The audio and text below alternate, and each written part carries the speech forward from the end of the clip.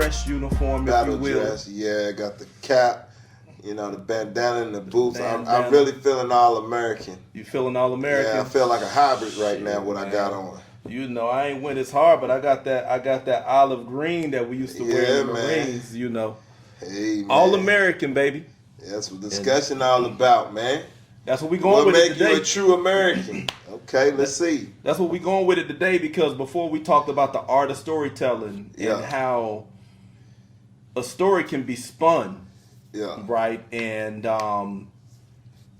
prevent you from actually getting the reality, the truth. And that's what's happened with a lot of our stories as foundational Black Americans. When we went to school, we weren't taught about who we were before slavery.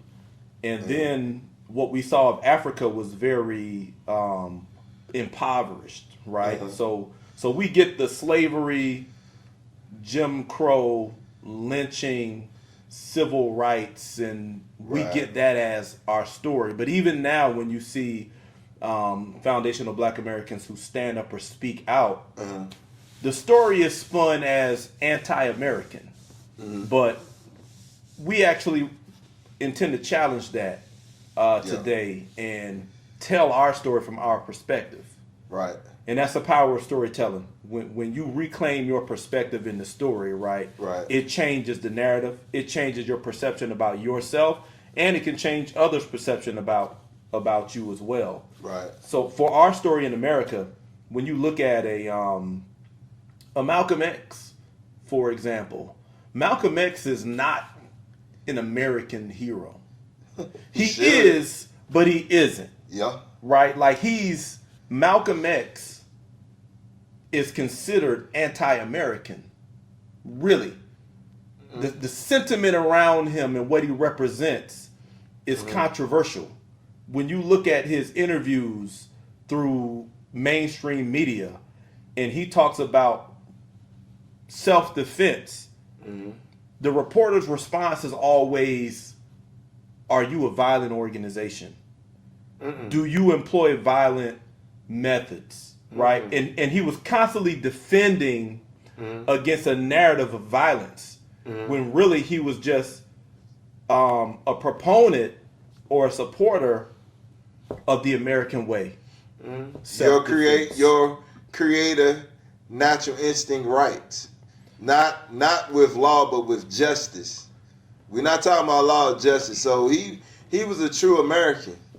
Do you think that a lot of Black Americans, foundational Black Americans, kind of get the Malcolm X treatment when we tell our stories? And not just any foundational Black Americans, but those of us who embrace our culture, who embrace our roots, and who tell our story from our perspective. We stand up, for lack of better words.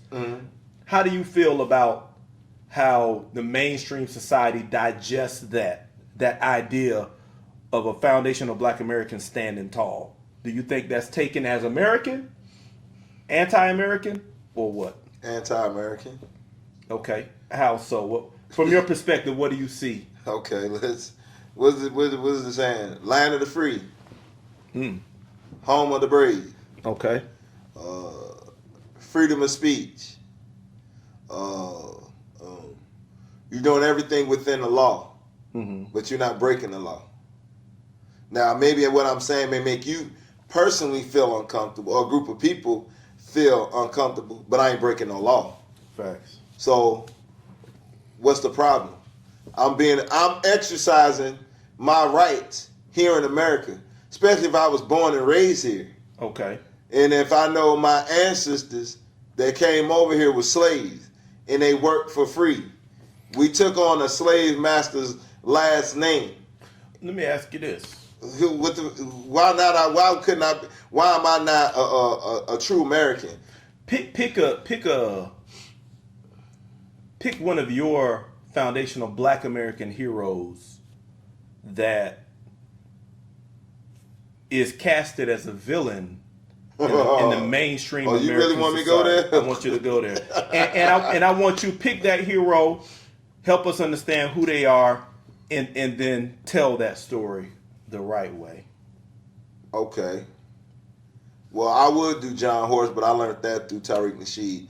I do Nat Turner with most people. Okay. Most people know. Everybody knows about. The man, he came over as a slave. Matter of fact, I'm gonna use Nat Turner because it's crazy. We in Virginia and he's Hampton, Virginia. Yeah, Hampton, Virginia. So the man did was natural. The man wasn't crazy. I mean, if I'm pretty sure he's seen people getting hanged. He done seen his women getting raped, men getting raped, kids getting stripped from their parents, going to other plantations. Probably seeing kids being killed, hanged, and what he did. How is that humane? If he's attacking people that's attacking his people, because if you look at it, I mean, this might be a hard pill to swallow, and I'm not saying that we should follow his actions, but our mindset should not be far from the actions that he took. Did I say that right? I get what you're saying. Okay, then. He rebelled against injustice. He rebelled against injustice, but it's not the injustice that he's rebelling against. Ain't injustice from just talking. This injustice from him seeing in real fucking time. Treatment. And what he did, anybody, any fucking body will have that natural response. And I ain't talking about black, white. A man that's a pussy, let's say a scary, a yes ma'am, and he has a child with a woman, and he could be the weakest motherfucker, have a child, love that child, and see them get killed, see them get hanged. Soon that child was I just want people to imagine this here. This child being born, you take your shirt off, you touching it, you feeling it breathe on you and everything, and you a slave, and it gets pulled away from you, and you don't know where the fuck it's going. Come on, Diggy. That ain't got shit to do with racism. It ain't got shit to do Nigga, you're turning me into a motherfucking monster. Rightfully fucking so. Or you see them hang your child. Kill your woman. Motherfucker, I don't care. You can call it whatever. Hey. Take advantage of your woman. Take advantage of your woman. You can't do shit about it. Rape your daughter. You think your daughter get right and you seeing this man rubbing. It ain't gotta be a white man. It could be a Spanish man. It could be whoever. It could be a guy it could be Jesus Christ himself caressing your daughter. You gonna fuck him up.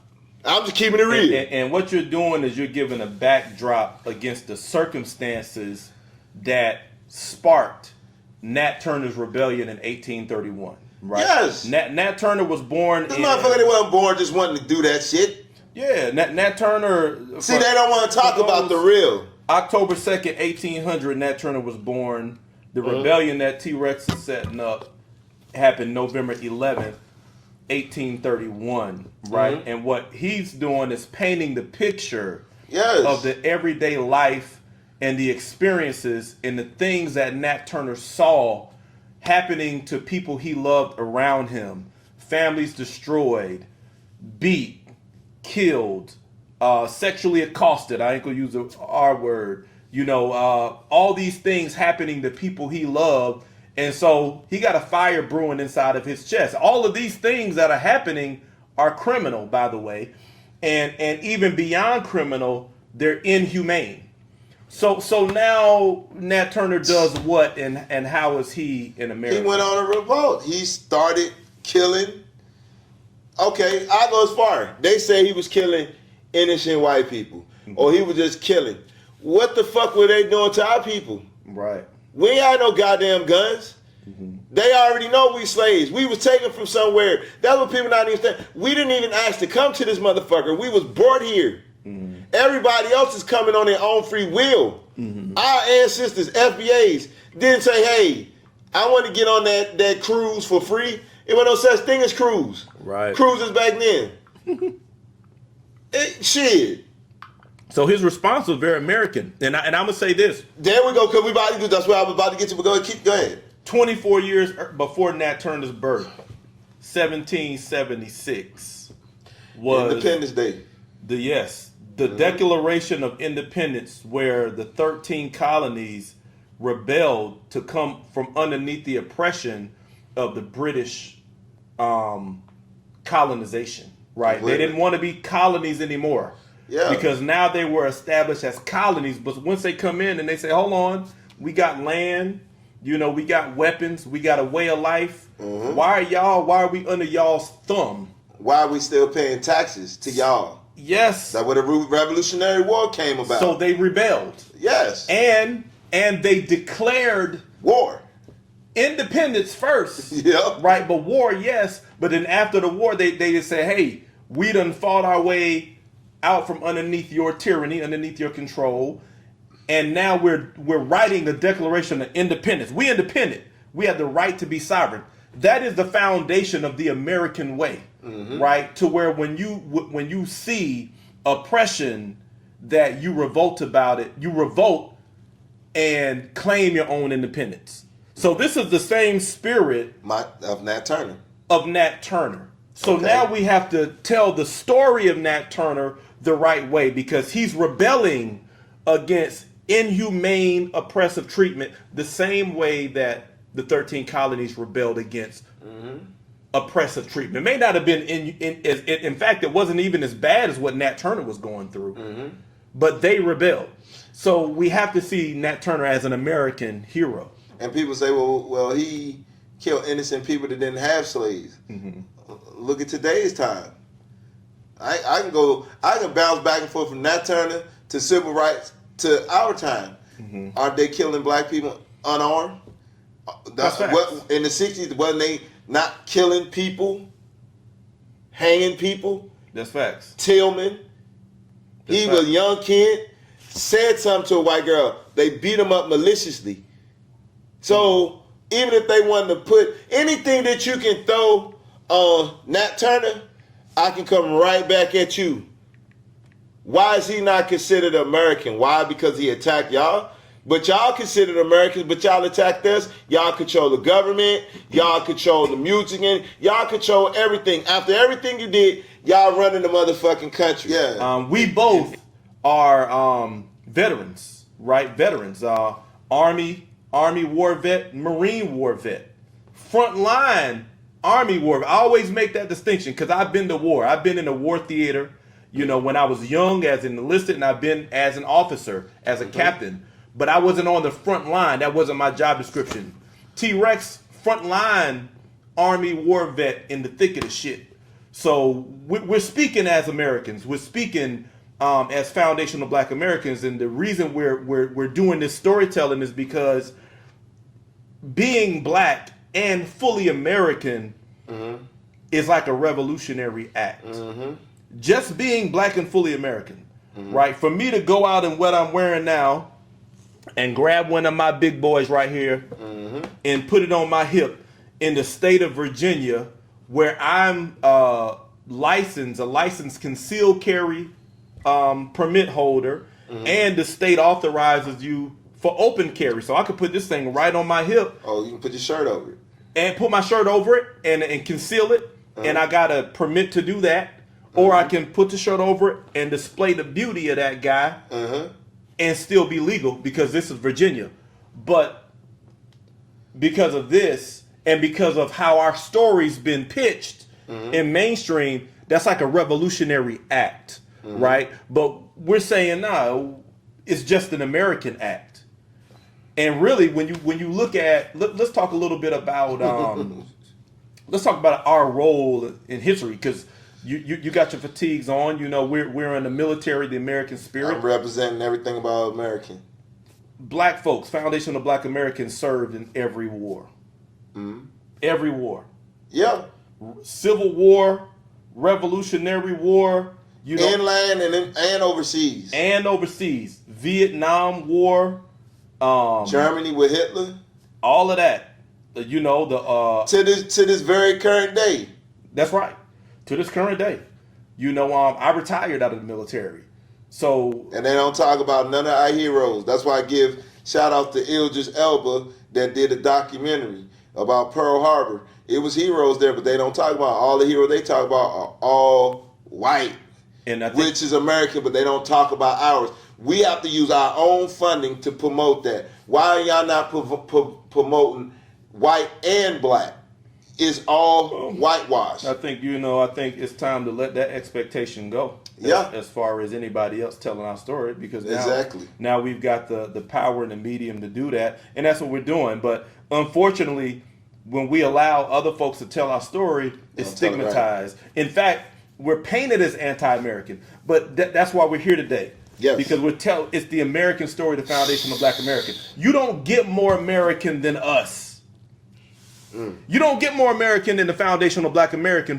And a shout out to Tariq Nasheed for coining the term foundational Black American, which is based on lineage, your lineage here on this land in America, and how we work to build this nation with everyone else, and we contribute to the nation.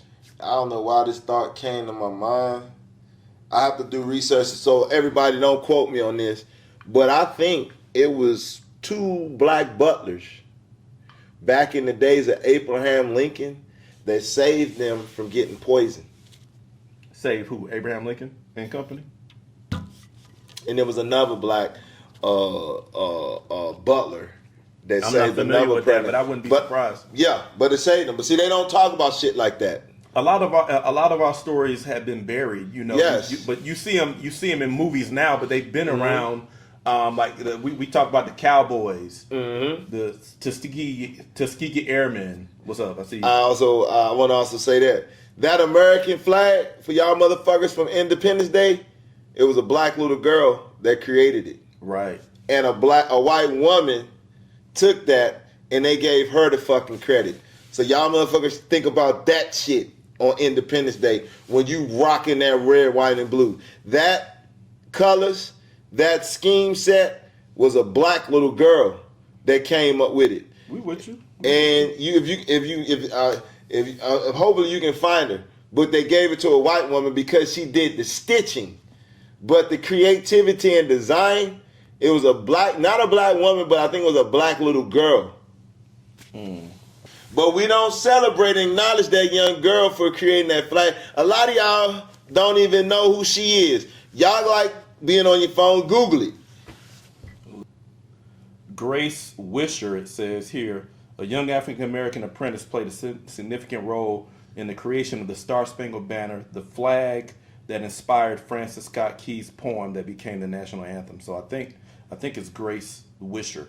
But she's one of many foundational Black Americans who are at the foundation of what we enjoy in America now, Black people, but a lot of our stories are swept underneath the rug, right, and put at the on the backdrop. And we talked a few episodes ago, maybe a couple episodes ago, about Black cowboys, Bill Pickett, what's your other guy name that you like? Bass Reeves. Bass Reeves. Like Nat Love. So these cowboys who innovated, they were the innovators at the foundation of what we know as cowboy culture, but you hadn't heard of them. You get introduced to John Wayne, whose story was made off of Bass Reeves, foundational Black American. So let's bring it modern, because what we're talking about is how we are America, black folks, foundation of Black Americans. It's our spirit, our energy.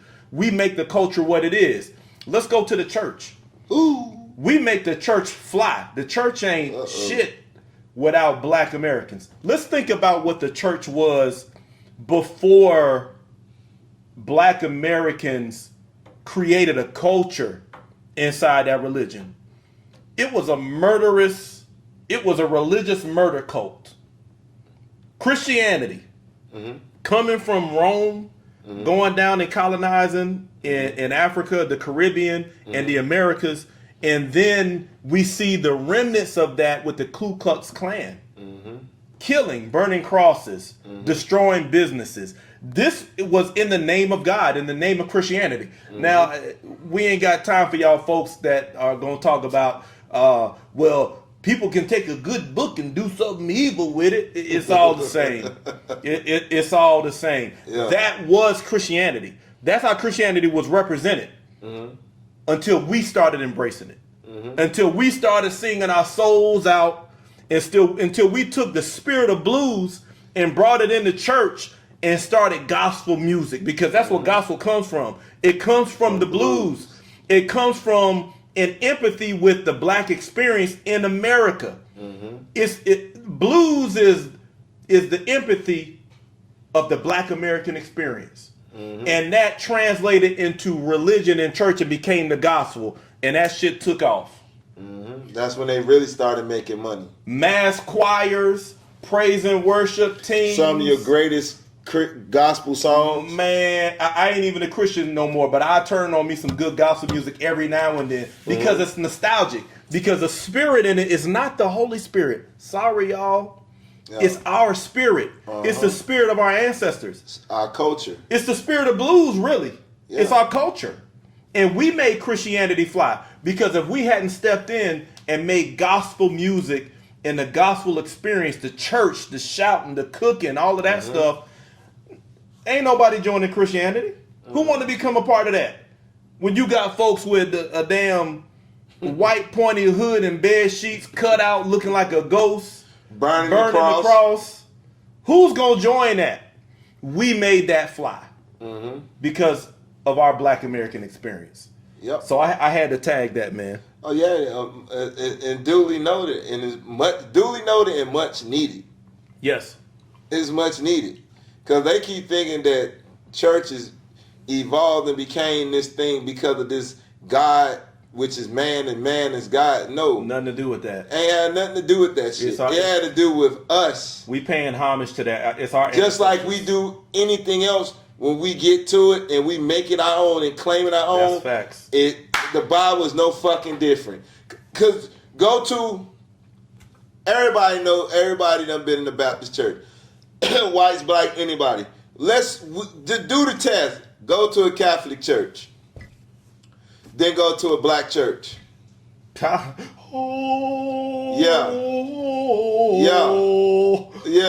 Weird shit. And then go to a black church. Which one you gonna keep attending? Which Black one church you be like gonna that. keep attending? GP? Yeah.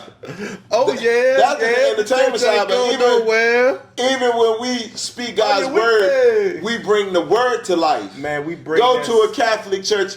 Turn to a book, Matthew. It's the spirit, it's the energy. That's why a lot of our services can be too long, you know what I'm saying? Because we getting in but there. But guess what? You're going to get your money's worth. It's I mean, you're going to have a great experience. And that's why a lot of people are still hypnotized by the Bible, because it's our spirit that's so powerful behind the euphoria. It's our spirit who's behind the gospel experience. Yes. Right? And you're like, oh, God, this is God. This is our spirit. It's the ancestral spirit. It's the spirit of blues that is in gospel that makes it relevant, makes it powerful. Yes, sir. Let's look at sports, man.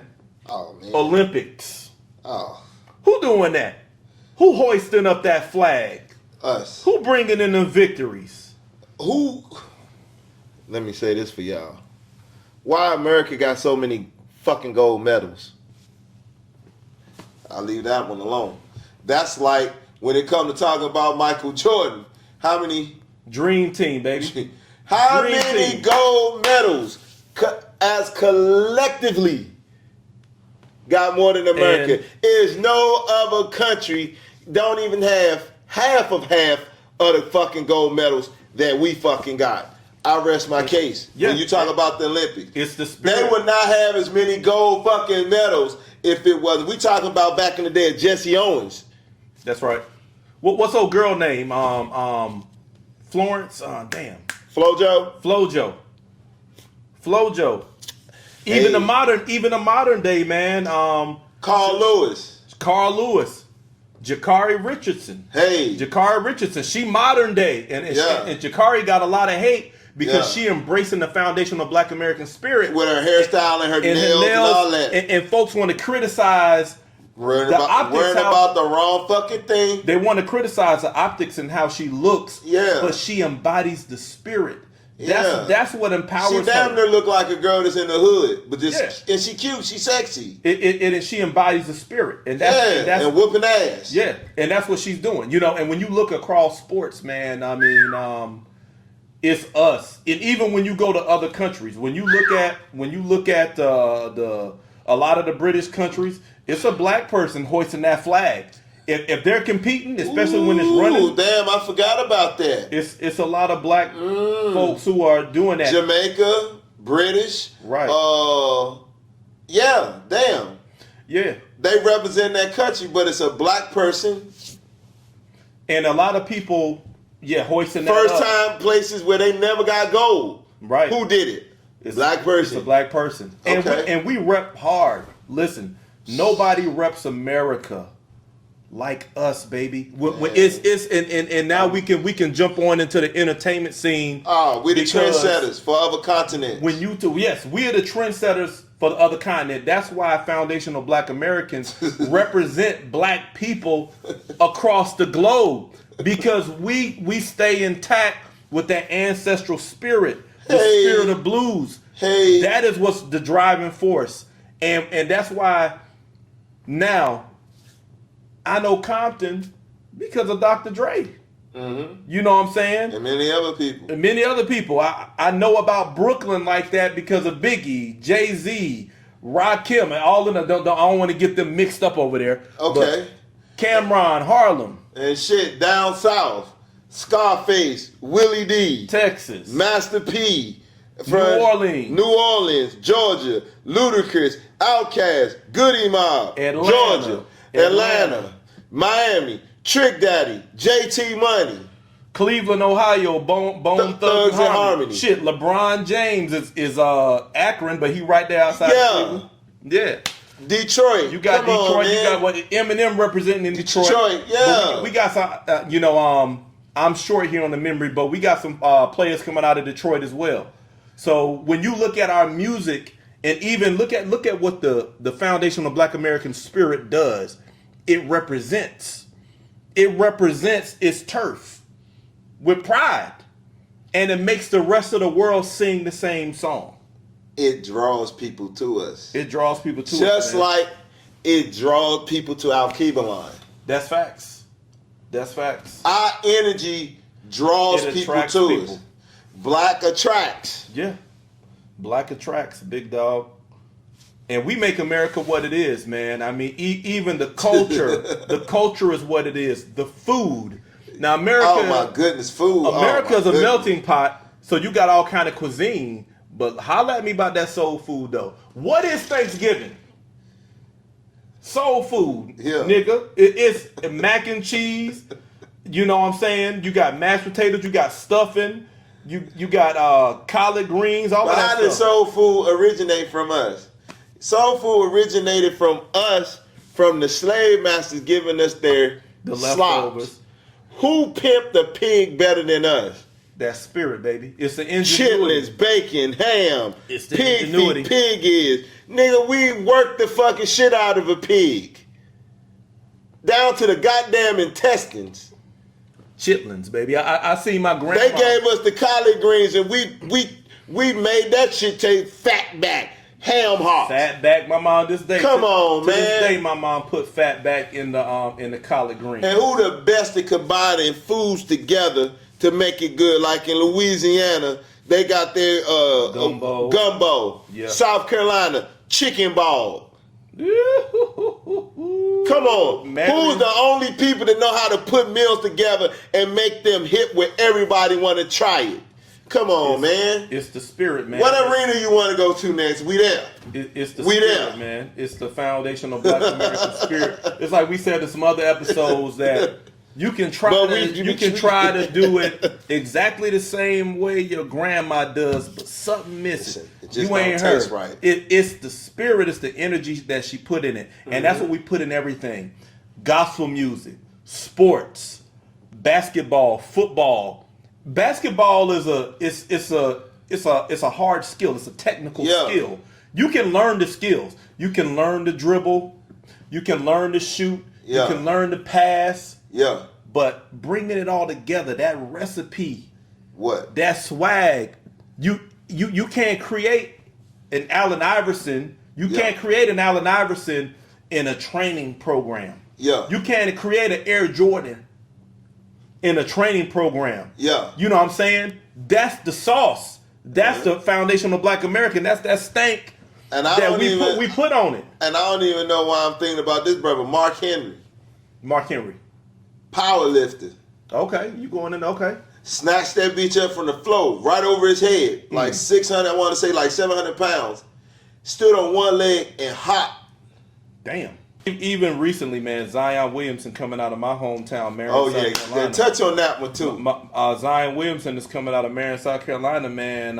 South Kakalaki. Generational talent, man. Uh-huh. Phenom.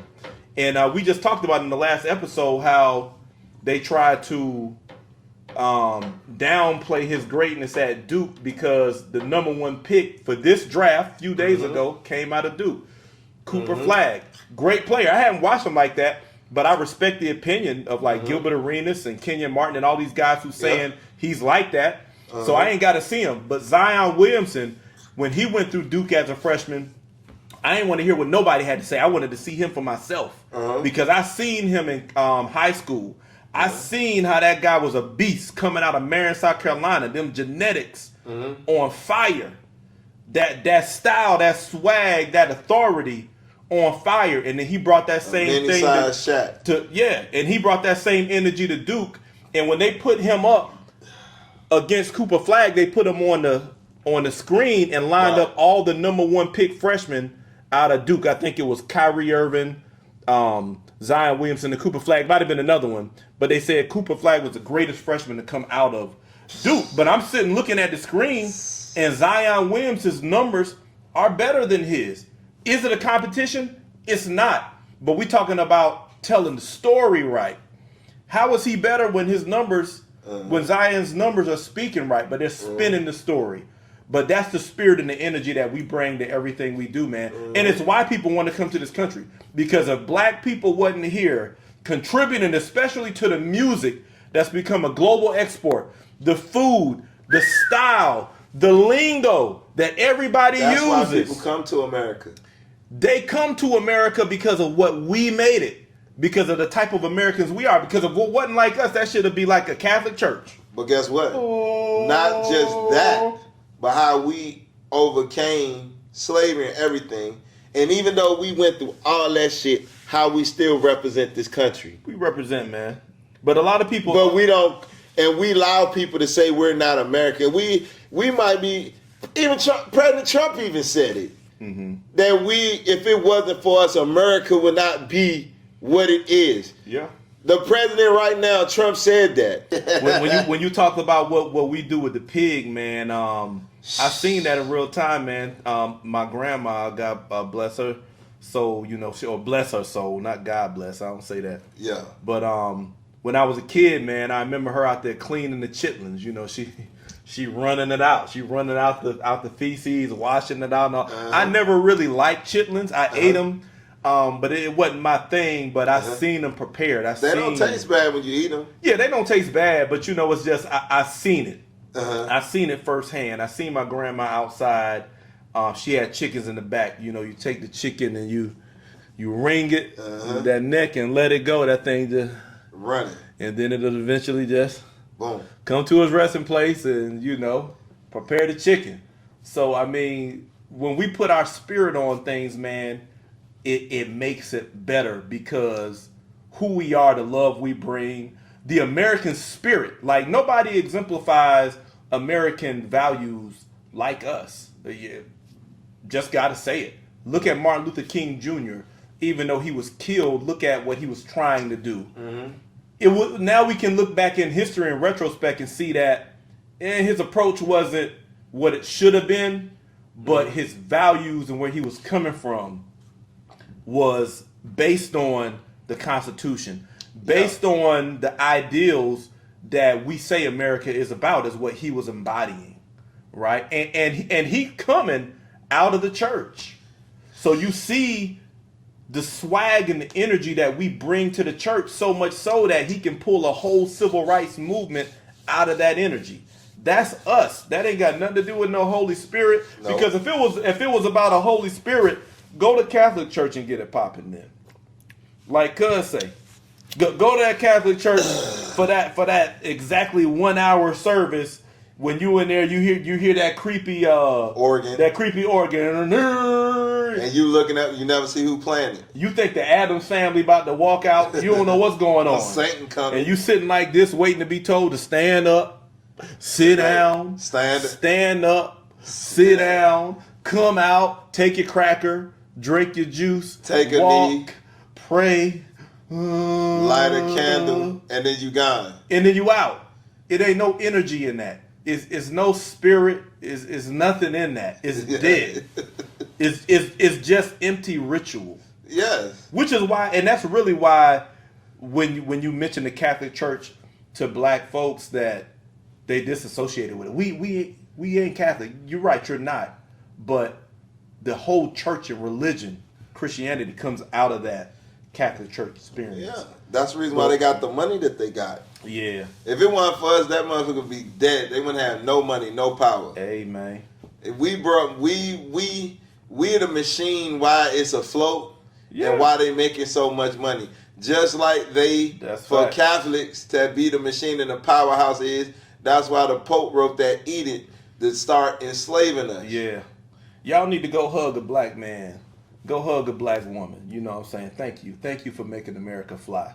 Yeah. Shit, that's what it is. If we wasn't doing it, even the way some of these cars are coming off the lot stock now, with the tint on them, with the black alloy wheels, with the little accents and hits like that. Pop. The reason they doing that is because they see how we soup up our cars, how we take a plain Jane car off the lot, make it fly, and they say, okay, this is popping.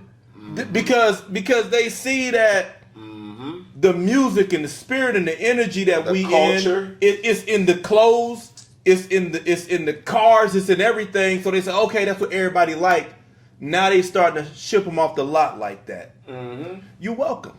Mm-hmm. America is branded around whiteness, but the American experience is enriched by us. By blackness. We make it fly, but on the face, on the label, it's branded with whiteness. But the reason why you want to come here is us.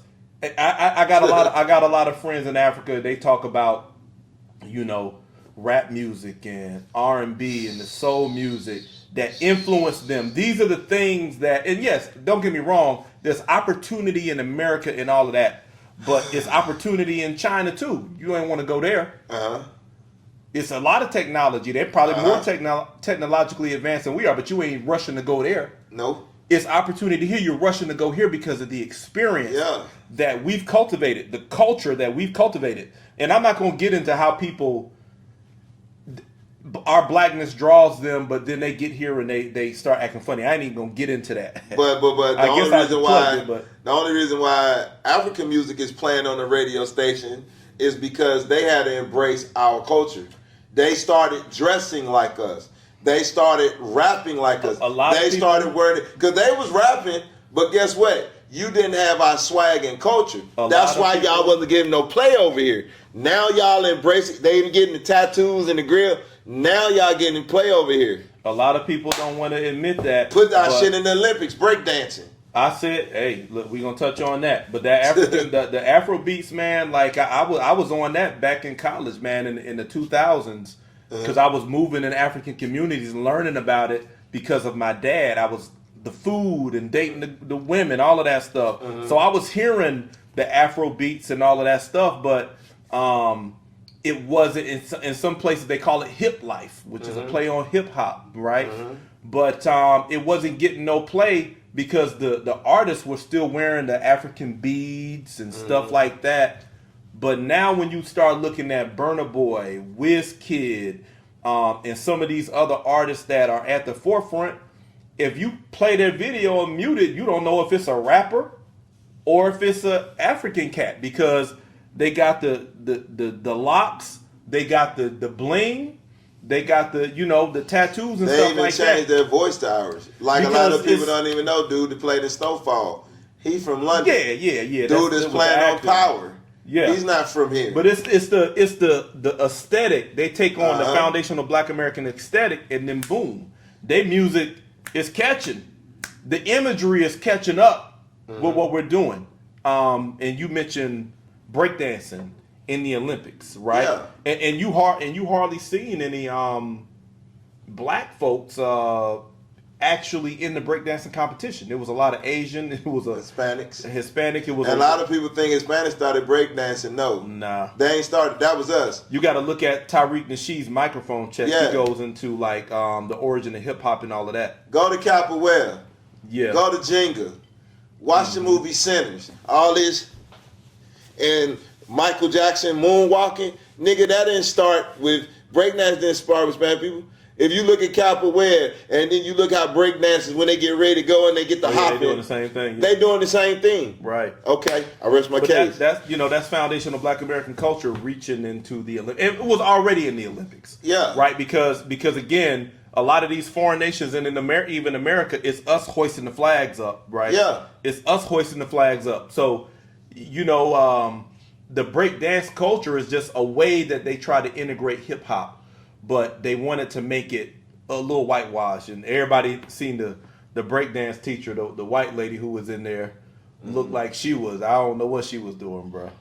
Yeah, look like you learned to breakdance on Google. Nah. And it's so crazy that other countries, they even if they can't get here, they're practicing and trying to play our sport. Like in Africa, you ain't seen African guys playing football. Now they got a football league over there. They got a basketball league over there. Yeah. But they recently it's football. Now when you watch NFL now, you seeing guys with African names because these countries is even though they can't afford to get over here, they still watch our games and go outside and mimic our sports like we used to do growing up watching Michael Jordan. That's right. They're doing this shit now to where they're recruiting over there, bringing them over here. That's why I told you. Don't see us doing their shit. Come on, man. That's why I said, like the NBA. I think my prediction is that Luka is going to be the next face of the NBA. Shai Gilgeous-Alexander, phenomenal player, won everything this year. He's from Canada, so he's a poster child for Canadians coming up out of there and taking on that swag. But I think LeBron is grooming Luka because they need a point of reference for the youngest to look at. But again, it's LeBron. He's on the team with LeBron. LeBron is showing him how he did it. LeBron has been successful for over 20 years, playing at a high level. So look who was energizing Luka. Us. Right, even Luka's swag and how he played. He played in Black Hood. You see he it. Says it. That's where he got his dribbling, his finesse, his game from. Yeah, he would purposely go in the hood and play ball. Yeah. So we just celebrating the Black American spirit, the American spirit, right? Yeah. From the foundational Black American perspective. Yeah, we just as American as anybody else. For too long, our stories have been viewed as anti-American. Our pride, our black pride, our national pride has been viewed as anti-American. So we taking ownership of our story. It's American.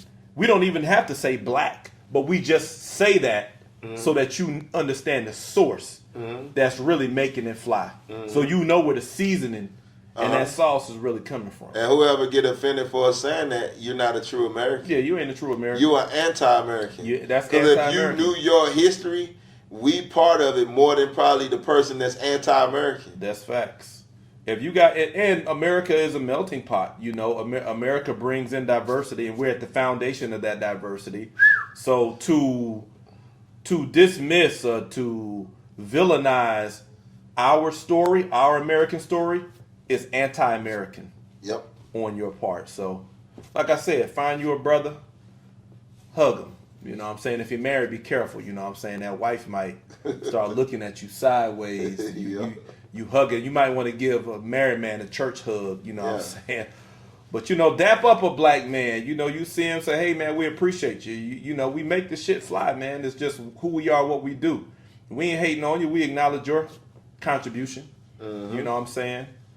Yes, sir. We proud to be American in this joint, man. Yes, sir. We in the building. We celebrating our ancestors. We celebrating our American spirit, our American history, and our American heroes. Yes, so, sir. with that being said, we appreciate y'all. Thanks for tuning in for another one. As we always say, don't you watch and hide. Like and subscribe. Until next time, we Get out. it done. Peace. Peace.